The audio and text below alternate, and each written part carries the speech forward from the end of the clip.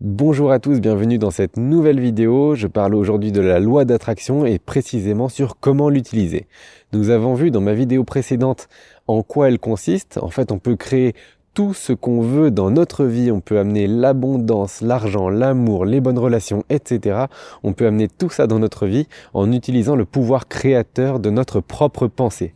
Tout ce que l'on peut concevoir, tout ce que notre esprit peut concevoir et croire, il peut le réaliser dans sa vie physique.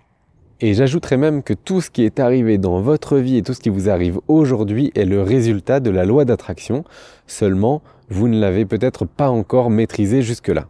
La première chose pour bien utiliser la loi d'attraction est de savoir ce que vous voulez vraiment.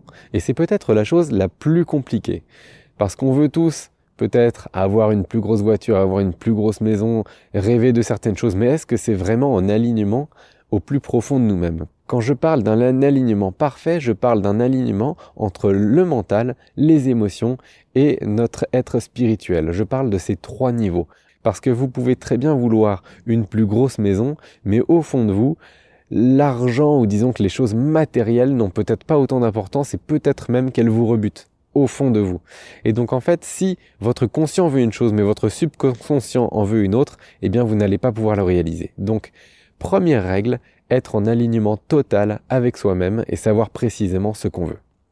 La deuxième règle, pour bien utiliser la loi d'attraction, est de croire ce que l'on demande et de vraiment croire que cela peut nous arriver. Si je prends l'exemple de l'argent par exemple, et je demande 10 000 € avant la fin de l'année.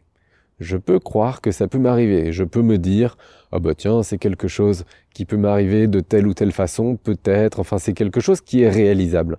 Si je rajoute 2 zéros et que je demande 1 million d'euros pour la fin de l'année, est-ce que au fond de moi je le croirais vraiment ou est-ce que ça me paraît impossible? Il faut demander des objectifs ambitieux et qui soient aussi réalistes pour que l'on puisse vraiment croire, parce que si l'on ne croit pas, à ce moment-là, la loi d'attraction ne pourra pas fonctionner. La troisième chose quand on utilise la loi d'attraction est de l'exprimer avec des termes qui sont positifs. Comme tout dans la vie, vous pouvez regarder les choses selon deux manières. Vous pouvez regarder le verre à moitié vide ou le verre à moitié plein. Il s'agit ici d'exprimer les choses uniquement sous leur angle positif. Je vais prendre un exemple que l'on voit récemment. On parle d'Octobre Rose pour lutter contre le cancer du sein.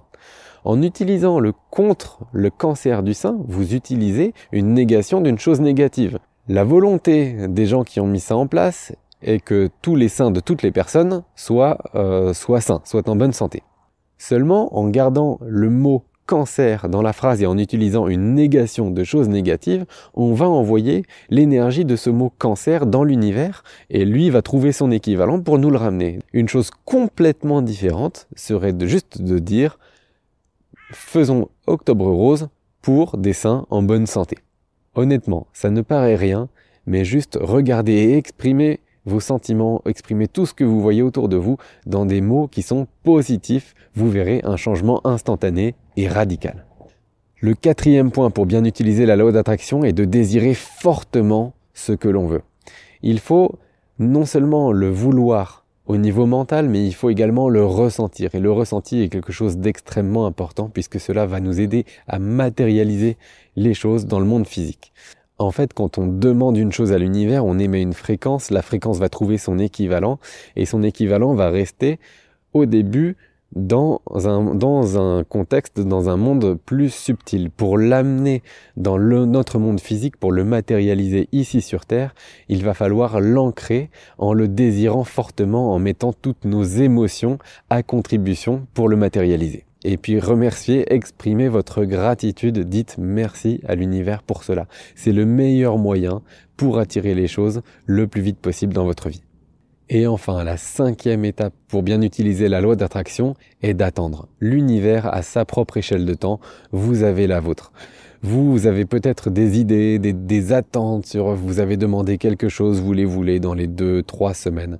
Peut-être que l'univers vous répondra en jours, peut-être qu'il vous répondra en semaines, peut-être en mois, peut-être en des années, mais ayez confiance et attendez.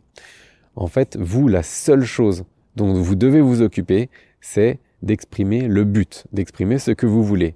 Tout ce qui concerne les moyens ou le temps, c'est l'univers qui va répondre pour vous de sa propre manière. Donc, lâcher prise, gratitude et confiance sont vos meilleurs alliés pour bien utiliser la loi d'attraction. J'espère que vous avez aimé cette vidéo. Je vous encourage à liker, à commenter, à partager, à vous abonner. Je vous dis à très bientôt.